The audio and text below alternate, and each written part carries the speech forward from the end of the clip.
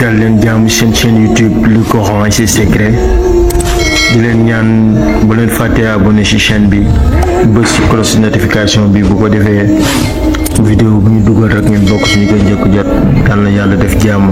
Le prophète Muhammad, paix et bénédiction sur lui, a enseigné plusieurs invocations, doua, pour se protéger des djinns et des forces du mal. Parmi les plus connues, voici celles qu'il recommandait. 1. Lire le verset du trône, Ayat al-Kursi.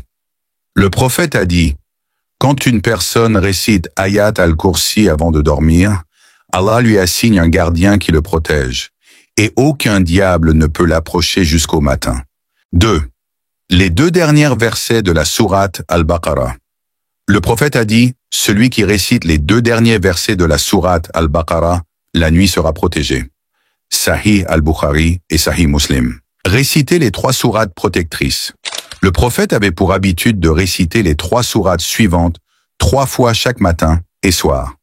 Sourate Al-Ikhlas, 112. Sourate Al-Falaq, 113. Sourate An-Nas, 114.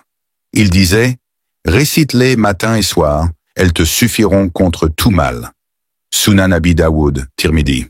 4e, invocation spécifique contre les djinns. Le prophète a enseigné cette invocation.